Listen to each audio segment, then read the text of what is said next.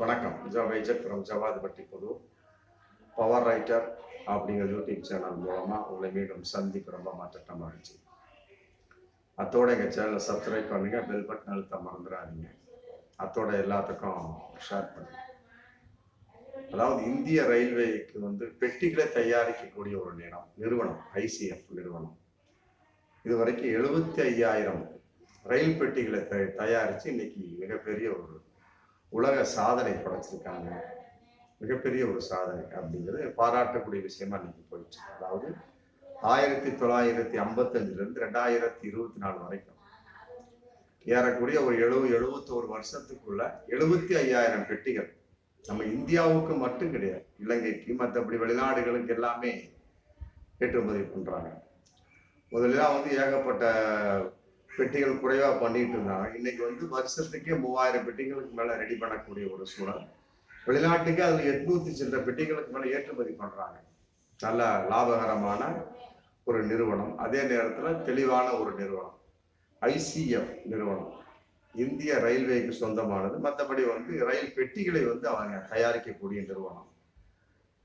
இன்னைக்கு உலக சாதனை மற்றபடி மிகப்பெரிய ஒரு சாதனை படத்திருந்தாலுமே கூட அவர்கள் தயாரிக்கக்கூடிய பெட்டிகள் ஓகே, ஆனால் இந்திய ரயில்வே நிர்வாகம் ஒழுங்காக இருக்கிறதா அப்படின்னா மிகப்பெரிய ஒரு கேள்விக்குறிதான். அவங்க எந்த ஒரு சாதனையும் படைக்கவே இல்லை அப்படிங்கிறதா பகிரங்கமான ஒன்று. இந்த 2014 2024 வரைக்கும் பாஜகவினுடைய ஆட்சி சுத்தம். லல்லு பிரசாத் யாதவ் ஒருத்தர் இருந்தார். அப்பதான் அந்த ரயில்வே துறைக்கு ஒரு மிகப்பெரிய ஒரு மதிப்பு. அதாவது side SL, side lower, side எஸ்யூக்கு இடையில ஒரு இதை கொண்டு படுக்கையை கொண்டு மிகப்பெரிய புரட்சியை பண்ணார். அதையும் சில பேர் பிடிக்காம என்ன பண்ணாங்க, கோர்ட்ல கேஸை போட்டு தூக்கிட்டாங்க. எப்படியோ வருஷத்துக்கு வருஷம் ரயில்வே பட்ஜெட் அப்படிங்கிறது மிக கூர்ந்து கவனிக்கப்பட வேண்டிய விஷயம். புரட்சிகரமா இருக்கும் லல்லு பிரசாத் இருந்த வரைக்கும். அதுக்கு பின்னால் இந்த பாஜக ஆட்சி வந்ததுங்க, சுத்த காலி. ரயில்வேவே ஏகப்பட்ட குளறுபடிகள், ஒழுங்கான ஒரு ரயில் பெட்டிகளே இல்லைன்னு சொல்லக்கூடிய ஒரு சூழல். ஆமா, அதாவது தஞ்சையில சுந்தர விமலநாதன் அப்படிங்கிறது மாற்றுத்திறனாளி. அவர் இன்னைக்கு மதுரை, திருச்சி, சேலம் மற்றபடி ஏகப்பட்ட தமிழக அளவுக்கு ரவுண்ட் அடிக்கக்கூடிய ஒருத்தவர். அவர் கோர்ட்ல கேஸ் போட்டிருக்காரு. அதாவது நாங்க மாற்றுத்திறனாளியா இருக்கோம், ஊரெல்லாம் ரவுண்ட் அடிச்சுட்டு இருக்கிறோம், எங்களுக்குன்னு டிஜிட்டல் ஒரு அட்டை கொடுக்குறாங்க, அடையாள அட்டை, நாங்க மாற்றுத்திறனாளி அப்படிங்கிறதுக்கு. அதை டிடிஆர் செக் பண்ணுவாங்க. செக் பண்ணக்கூடிய சமயத்துல மற்ற எல்லா ஸ்டேஷன்லயுமே ஒர்க் ஆகுது. அதுக்குண்டான ஒரு ஏற்பாடுகள் இருக்கு. இந்த அட்டை மாற்றுத்திறனாளிக்குள்ள அட்டையான்னு செக் பண்றதுக்கு. ஆனா மதுரை, திருச்சி, சேலம் போன்ற இடங்கள்ல மட்டும் அப்படிப்பட்ட ஒரு விஷயமே இல்லை. அந்த மாதிரி ஒரு ஸ்டேஷன்ல வரக்கூடிய சமயத்துல மதுரை, திருச்சி, சேலம் அங்க ஏறக்கூடிய சமயத்துல கட்டாயமா நீங்க மாற்றுத்திறனாளியை சுட்டு எங்க சந்தேக கண்ணோட பாக்குறாங்க அப்படின்னு கோர்ட்ல கேஸ் போட்டிருக்காங்க. அதுக்கு நீதிபதிகள் ரொம்ப கண்டனம் தெரிவிச்சிருக்கிறாங்க. ஆமா, இது மட்டும் கிடையாது, எல்லா பெட்டிகளும் தமிழ்நாட்டில் இருக்கக்கூடிய அனைத்து ரயில்வே பெட்டியும் ஓட்ட உடசலாம் ஒண்ணுக்கு விளங்காத மாதிரி இருக்கு. ஆனா வட இந்தியாவில் இருக்கக்கூடிய எல்லாமே நவீனமா இருக்கு. உண்மையிலே வசூலாகக்கூடிய தமிழக பெட்டி ரயில்வே துறை தென்னக ரயில்வே துறை தான் அந்த அளவுக்கு சம்பாரிச்சு கொடுக்குது. இருந்தாலுமே நன்றி கட்டத்தனமாக ஆண்டு கொண்டிருக்கக்கூடிய இந்த பாசிச ஆட்சி மீண்டும் வந்துட்டாங்க 3வது துறை தான். ஆமா, இனி வரும் காலங்களில் என்ன பண்ண போறாங்களோ அதைத்தான் செய்ய போறாங்க. ஆமா, ரயில்வே மந்திரியை கட்டாயமாக ராஜினாமா செய்ய வேண்டும். ஆமா, அதுல மாற்று கருத்தே கிடையாது. இந்த மாதிரி மாற்றுத்திறனாளிகளை குற்றம் சுமத்தக்கூடிய அளவுக்கு இருக்கக்கூடிய சமயத்தில் அந்த ரயில்வே மந்திரி ஒரு பொறுப்புல இருந்து என்ன பிரயோஜனம் இருக்கு?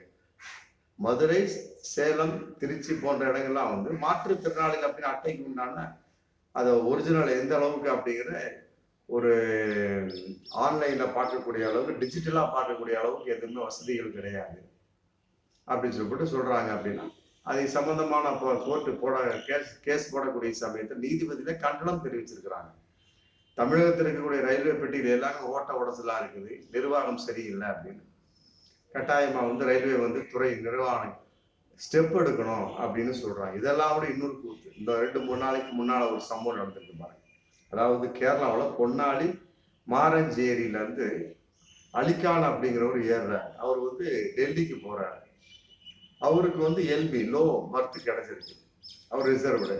நடுவில் வந்து எம்பி மீடியம் பர்த் கிடைச்சிருக்கு. போயிட்டே இருக்கக்கூடிய சமயத்தில் ஆந்திரா வாரங்கல் ஸ்டேஷன் வர வர நடுவில் இருந்த மீடியம் எம்பி பர்த் வந்து அருந்து கீழே வந்து எல்பிக்கு விழுது.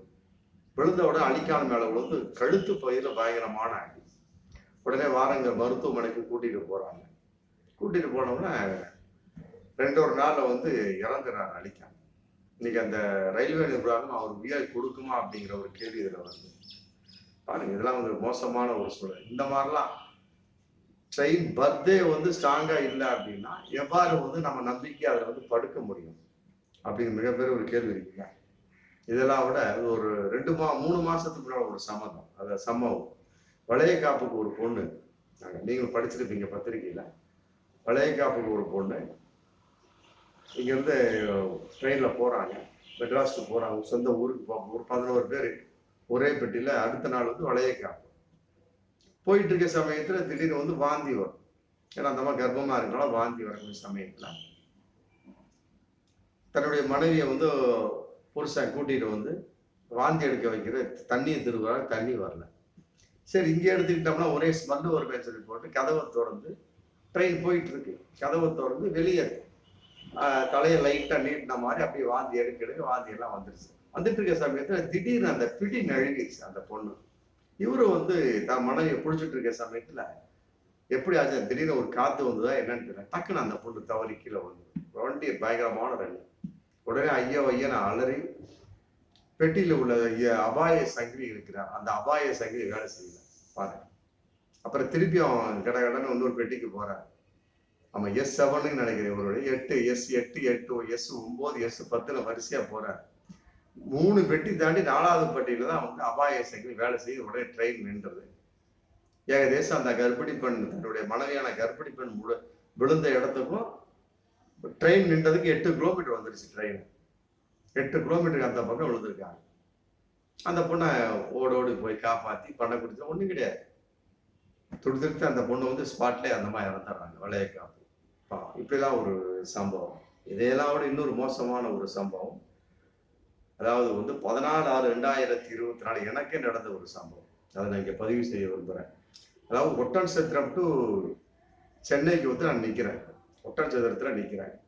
பாலக்காடு எக்ஸ்பிரஸ் டு சென்னை 6:38 நினைக்கிறேன் வண்டி ட்ரெயின். சாயங்காலம் வரக்கூடிய நேரத்தில் 6:35க்கு 6:25க்கும் வண்டி வந்து முதல் பிளாட்பாரத்தில் வந்து சேரும் அப்படின்னு கூட அறிவிக்கிறாங்க. நல்லா புரிஞ்சுக்கங்க.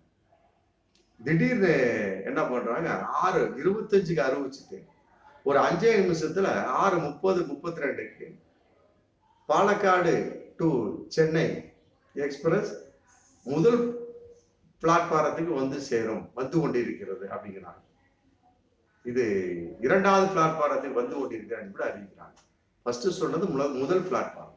அதாவது நடந்த சம்பவத்தோட தேதி வந்து 14/6/2024.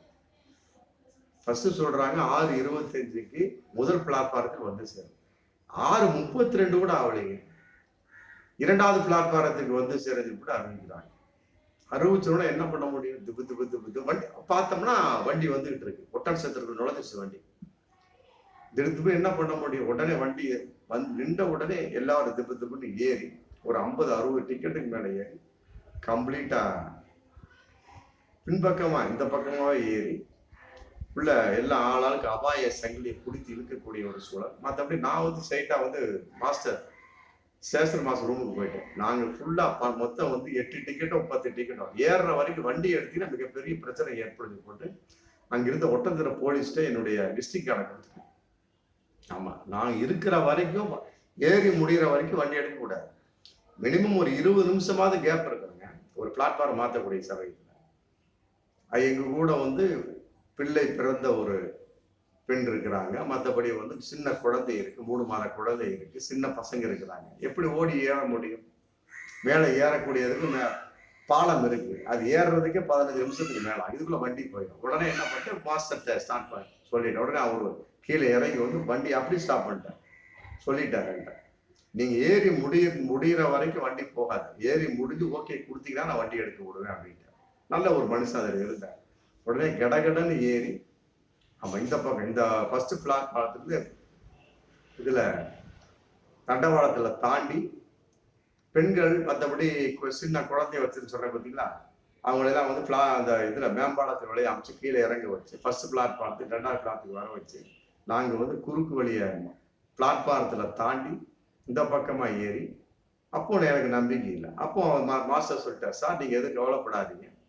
அப்புறம் ஏதோ ஹிந்தியில பேசுறார், இது ஏதோ ஒரு பழைய சமாச்சாரம் புதுசா ஒரு விஷயம் பண்ணியிருக்கிறாங்க, எங்களுக்கு அது தெரியல, நீங்க வந்து எக்ஸ்கூஸ் மீ ஒன்றும் தப்பா எடுத்துக்க வேணாம், உங்களுடைய குடும்பமே ஏறின பின்னாடி தான் நாங்கள் வந்து வண்டியே எடுக்க விடுவேன் அப்படின்னு சொல்லிட்டு கரெக்டாக நின்றுக்கிட்டாரு. அதன் அடிப்படையில் வந்து நான் வந்து எந்த நேரத்துக்கு எடுத்து விடலாம் சொல்லிட்டு ஒரு எனக்குள்ள ஒரு அவநம்பிக்கை இருக்கு இல்லையா, அந்த அபாய சங்கிலி இழுக்கிற அளவுக்கு ஸ்டார்ட்டாக நின்றுக்கிட்டேன். ஆமா, அப்புறம் எங்களை ஏற்றி விட்ட பின்னாடி வண்டி எடுத்தேன். இந்த மாதிரிலாம் ஒரு மிகப்பெரிய ஒரு குளறுபடி இன்னைக்கு நடந்துகிட்டு இருக்கு. அதாவது ஃபர்ஸ்ட் பிளாட்பாரத்தில் வர்றத 2வது பிளாட்பாரம் போறதுக்கு இடையில வந்து ஒரு கால அளவுகள் இருக்கு. அதெல்லாம் விட்டு போட்டு 5 நிமிஷத்துக்குள்ள சொன்னோம் அப்படின்னம்னா எப்படி வண்டி மாற முடியும்? ஸ்டேஷன் மாஸ்டர் சொன்னதுனால ஆச்சு, ரைட், அவர் தான் பொறுப்பு கடமை இருக்கு, அவர் சிக்னல் கொடுத்தா தான் வண்டி போகும். பட் பெண்கள் ஆகிய ஒரு கர்ப்பமான பெண்கள், மற்றபடி வந்து குழந்தை வைத்திருக்க பெண்கள் எப்படி ஓட முடியும், உடையாற முடியும், வண்டியில ஏற முடியும்? ஏன் இது வந்து இந்திய ரயில்வே நிறுவனத்துக்கு தெரியாதா? காரி துப்பக்கூடிய ஒரு சூழல் இதெல்லாம் வந்து. இந்த பொழப்புல இருக்கக்கூடிய சமயத்துல இன்னைக்கு வந்து 75,000 நிறுவனங்களை நாங்கள் தயாரித்து விட்ட ICF நிறுவனத்தின் மூலமாக சொல்லப்பட்டு இந்திய ரயில்வே வந்து மிக கம்பீரமாக தன்னுடைய ஒரு சாதனையா சொல்றாங்க. இருக்கட்டும், ஆனா ஏகப்பட்ட குளறுபடி. அதையெல்லாம் விட என்கொயரி அப்படிங்கிற பேர்ல மெட்ராஸ்ல பாத்தீங்கன்னா ஒரு ஜோக்கர் மாதிரி ஒரு ஆள் உட்காந்துருப்பாரு. ஆமா, தலையில வந்து விக்கு வச்சுக்கிட்டு மேக்கப் போட்ட மாதிரி இருக்காது, மேக்கப் போடாத மாதிரி இருக்காது, ஜோக்கர் மாதிரி. நீங்க கேட்டீங்கன்னா எது கேட்டாலும் அவருக்கு தெரியாது, இல்லை அப்படி போங்க இப்படி போங்க சொல்லாத ஒரு வார்த்தை கூட சரியான பதிலே இருக்காது. இது இல்லாம ரயில்வே விபத்துக்கள் அடிக்கடி பாஜக என்னைக்கு ஆட்சி வந்தது அன்னையிலேருந்து ரயில் விபத்து இருந்தது. ஒடிசா ரயில் விபத்துலாம் ஏற்றுக்கொள்ள முடியாது. ஸோ முடிஞ்ச அடுத்த 2-3 நாள்லயே வந்து மீண்டும் விபத்து, அடுத்தடுத்து விபத்தில் வந்துக்கிட்டு. அப்போ வந்து ரயில்வே நிர்வாகம், இந்திய ரயில்வே சரியாக இயங்கவில்லை. ஆமா, அவருடைய கட்டுப்பாட்டில் இருக்கிறதா அப்படிங்கிறது இன்னைக்கு சந்தேகமா இருக்கு. இருந்தாலும் மக்கள் 3வது ஓட்டை போட்டு இன்னைக்கு பாஜக உட்கார வச்சிருக்காங்க. வரும் காலங்கள் எப்படி இருக்குமோ தெரியல. அவ்வளோ ஒரு மிக கேவலமான ஒரு இதெல்லாம் விட இன்னொரு விஷயம் என்னோட அனுபவத்துல கண்டுபிடி நான் அனுபவிச்ச ஒரு 3 மாசத்துக்கு முதல்ல குருவாயூர் டு திண்டுக்கல், சென்னை டு திண்டுக்கல் போனேன். நான் ஏறக்கூடிய ரிசர்வ் பெட்டி ஏறு அப்படின்னம்னா நான் மக்கள் ஏறக்கூடிய அந்த பக்கம் வந்து அடைச்சிருக்கு. பக்கத்து பெட்டியில் ஏறி இந்த பெட்டிக்கு வர்றேன், ரிசர்வ் செய்யப்பட்ட. பார்த்தோம்னா அந்த கதவுல ஃபுல்லா எல்லாமே கடை வச்சிருக்கிறான். பேண்டா, மற்றபடி வந்து இந்த ஸ்நாக்ஸ் ஐட்டம், பேண்ட்ரிக்கா. ஆமா, பயங்கரமான ஒரு சண்டை. அப்புறம் இதை கம்ப்ளைண்ட் பண்ணினாலும் யார்கிட்ட கம்ப்ளைண்ட் பண்ண 139 கம்ப்ளைண்ட் பண்ண சொல்லிட்டு இல்லை எங்கிட்டே கம்ப்ளைண்ட் பண்ண சொல்லி போட்டு அங்கிருந்த லேடி டிடிஆர்ட்ட கம்ப்ளைண்ட் பண்ணி அந்த எல்லா கம்ப்ளைண்டும் இந்த பொருட்கள் விற்கக்கூடிய அந்த பொருட்கள் பேண்டா, மற்றபடி அந்த மிரிண்டா, கொக்கோ கோலா, மற்ற இது ஸ்நாக்ஸ் ஐட்டம், பன்னு, ரொட்டி, பஜ்ஜி எல்லாத்தையும் எடுக்க வச்சு, அப்புறம் கீழே பார்த்தோம்னா கீழே உட்கார்ந்துருக்கக்கூடிய அந்த சீட்டுக்கு இடையில அடியிலையும் ஏகப்பட்டது தண்ணி பாட்டில், அந்த பாட்டில் எல்லாத்தையும் போட்டு வித்துட்டு இருக்காங்க. இல்லை அதெல்லாம் பேண்ட்ரிக்காரா பேசஞ்சர் காரா? அதான் என்னுடைய கேள்வி. இந்த மாதிரிலாம் கேவலம். அப்புறம் கம்ப்ளைண்ட் பண்ண உடனே திண்டிவனத்துல ஏதோ போலீஸ் வந்து சில பேர் விசாரிச்சாங்களாம், ஹிந்தியில பேசுறாங்க. அப்புறம் ஏதோ சமரசமா போயிட்டாங்க. மற்றபடி அவங்களுக்குள்ள எந்த ஒரு பிரச்சனையும் எடுக்க ஒரு ஸ்டெப் எடுக்கவும் இல்லை. நானும் பார்த்தேன், எனக்கு நேரங்கள் சரியில்லை. மற்றபடி அதே நேரத்துல அந்த நேரத்துக்கு சரியான ஒர்க் அவுட் ஆகாதனால சத்தம் போட்டு அப்படியே விட்டாச்சு. அப்புறம் எடுத்தாங்க, எடுத்து வச்சுட்டு மற்றபடி வந்து கொஞ்ச நேரம் இருந்தாங்க. திருப்பி பார்த்தோம்னா ஒரு திண்டுக்கல் நெருங்க பழையபடி பேண்டா மற்ற சோர்ஸ் அடுக்க ஆரம்பிச்சாங்க. இந்த மாதிரிலாம் இருந்ததுன்னா பேசஞ்சர்ஸ் வந்து எப்படி ஏறுவாங்க வண்டியில? 2 பக்கமும் கதவு அடைச்சிருக்கு. பார்த்தா வந்து பேண்ட்ரிக்காருக்கு வைக்கக்கூடிய அத்தனை பொருள் இங்க இருக்கு. எப்படி பேசஞ்சர்ஸ் ஏறுவாங்க? அடுத்த பெட்டியோட ஏறி எல்லாருக்கும் வந்துட விட முடியுமா? ஏற்றுக்கொள்ள முடியாது. கண்டனத்துக்குரிய விஷயம். இதெல்லாம் வந்து ரயில்வே நிர்வாகம் பார்க்கணும். அநியாயம். ஆமா, திடீர்னு பிளாட்பாரத்தை மாத்துறது, திடீர்னு ரயில் விபத்துக்கு, ஆமா பேசஞ்சர் பெட்டியில பேண்ட்ரிக்கார வைக்கிறது. பெருமையா சொல்றாங்க ICF நிறுவனம் 75,000 பெட்டியை தயாரிச்சு, சந்தோஷமான விஷயம். ஆனா நீங்க தயாரித்து கொடுக்கிற அந்த இந்திய ரயில்வே வந்து ஒழுங்கா இல்லையே, அந்த நிறுவனம் ஒழுங்கா இல்லையே. தெற்கு ரயில்வே இருந்ததுன்னா இல்லை அப்படின்னா வசூலே கிடையாது. ஆமா, இன்னும் சொல்ல போனா நம்ம தமிழகம் தாண்டினா ஏகப்பட்ட டிக்கெட்டே எடுக்கிறதே இல்லை. இது போல வந்தே பாரத், அந்த பாரத், இந்த பாரத் சொல்லப்படி தேஜான் ஏகப்பட்ட ட்ரெயின்ல புதுசா விட்டுட்டு இருக்காங்களே ஒழிய ரயில்வே நிர்வாகம் சரியில்லை அப்படிங்கிறத பகிரங்கமான ஒன்று. இதை ரயில்வே துறை கூர்ந்து கவனிக்கணும், ஸ்டெப் எடுங்க. இல்லாட்டி ரயில்வே மந்திரி ராஜினாமா செய்ய வேண்டும் என்பது என்னுடைய விருப்பமாக இருந்து கொண்டிருக்கிறது. மீண்டும் அடுத்த விமர்சனம். நன்றி.